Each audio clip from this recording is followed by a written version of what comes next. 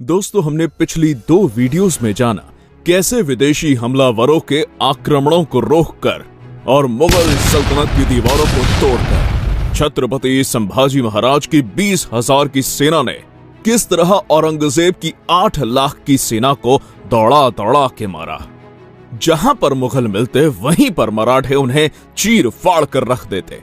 आखिर में मुगल भी सोचने पर मजबूर हो जाते कि काश हम भी मराठा होते। 17वीं सदी में मुगल सल्तनत को सिर्फ 2 ही चीजों से डर लगता था। पहला, जंगल में शेरों से, और दूसरा दक्खन के मराठों से। तो दूसरी तरफ पूरे हिंदुस्तान पर मुगल सल्तनत का परचम लहराने का सपना देखने वाला औरंगजेब लाखों की तादाद में मुगल सैनिकों को घोड़े हाथी देकर दक्खन की तरफ भेजता। मुगल सैनिक आते तो घोड़े हाथी पर, लेकिन जाते 4 लोगों के कंधों पर। मराठों ने किसी को भी नहीं छोड़ा, सबको घसीटा। इस तरह मराठों के हाथों बार बार पिटने के कारण औरंगजेब पूरी तरह से बर्बाद हो चुका था। इसलिए गुस्से में आकर उसने मुगल सल्तनत का ताज उतार के फेंक दिया और कसम खा ली कि जब तक वो संभाजी महाराज को पकड़ नहीं लेता तब तक मुगल सल्तनत का ताज वो अपने सर पर नहीं पहनेगा। और अपनी लाखों की फौज लेकर वो दक्खन में जा उतरा। लेकिन महाराष्ट्र के सह्याद्री पर्वतों की सैर करना मुगलों की औकात से बाहर था, क्योंकि सह्याद्री पर्वतों की सैर सिर्फ 3 ही लोग कर सकते थे। पहला बाघ, दूसरा तूफान और तीसरे मराठे।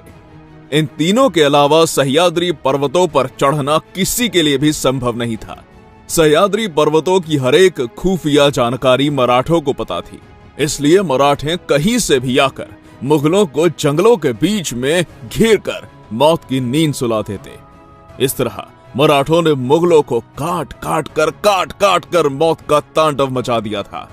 थके हारे औरंगजेब को समझ नहीं आ रहा था कि कैसे रोके इन मराठों को, इसलिए वो गुस्से से गरज पड़ा, या अल्लाह, क्या खिलाते हैं ये मराठे अपने बच्चों को? क्यों पैदा नहीं होते उनके जैसा एक भी शख्स हमारे सल्तनत में? सह्याद्री के पर्वत ऊंचे ऊंचे और चारों तरफ से जंगलों से घिरे हुए थे। इसी कारण औरंगजेब की सेना सह्याद्री पर टिक नहीं पाती थी। इसलिए औरंगजेब ने एक तरकीब लगाई। शंभू राजे के खिलाफ दूसरे हिंदू राजा को खड़ा कर दिया। वो जाके सीधा महेश्वर के राजा चिक्का देवराय के साथ मिल गया। उसे लगा कि उत्तर से मुगल सेना और दक्षिण से महेश्वर की सेना मराठों को घेर लेगी तो हम आसानी से मराठों का सफाया कर सकते हैं। लेकिन इस बात की भनक जब संभाजी महाराज को लगी तो उन्होंने महेश्वर के राजा चिक्का देवराय को काफी समझाया। लेकिन चिक्का देवराय औरंगजेब का मित्र था। इसी वजह से उसने संभाजी महाराज द्वारा भेजा गया सुलह के प्रस्ताव को ठुकरा दिया और 3 मराठा सरदारों के सर काटकर श्रीरंगपट्टनम के द्वार पर लटका दिए। ये खबर जब छत्रपति संभाजी महाराज को पता चली तो प्रतिशोध लेने के लिए संभाजी महाराज ने त्रिचनापल्ली के किले पर घेराबंदी कर दी और महेश्वर राज्य पर हमला कर दिया।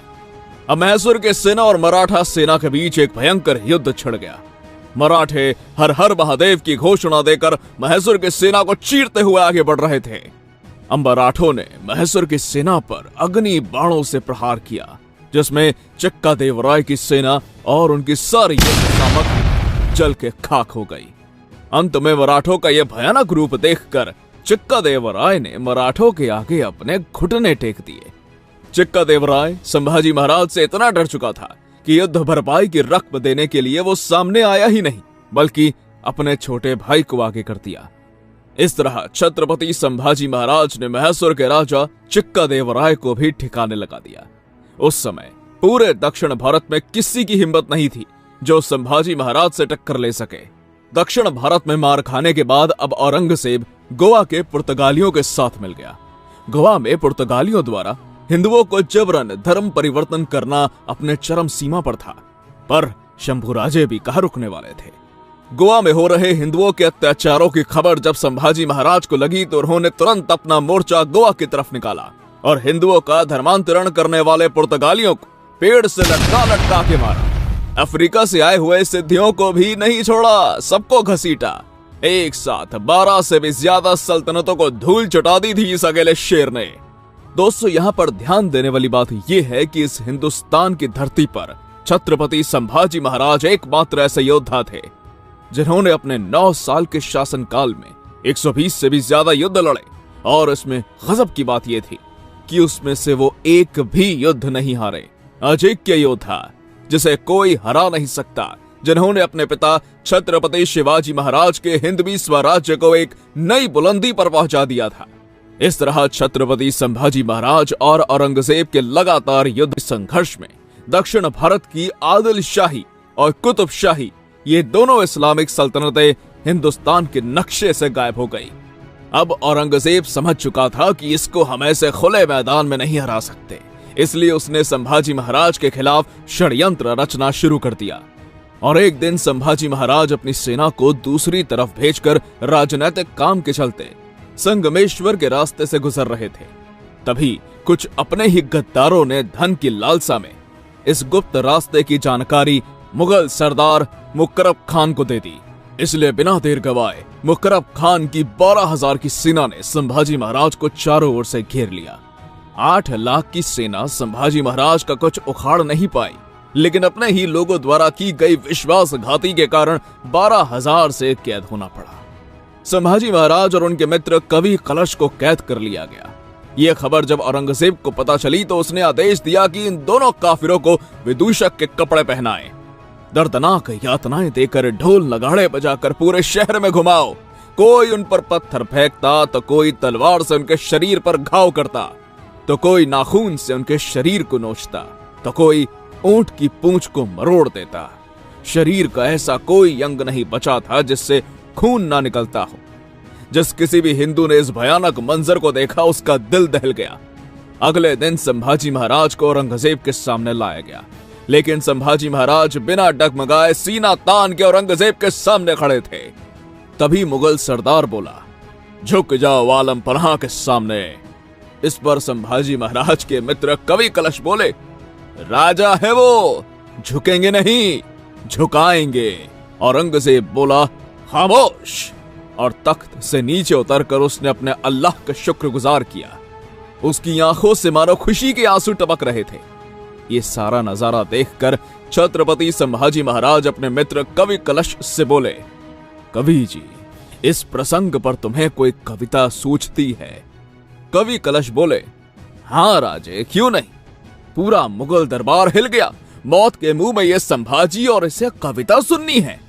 इस घटना पर मुगल इतिहासकार काफी खान लिखता है, वो फूटी किस्मत का वो कवि कलश हिंदी में उत्तम कविताएं करता था।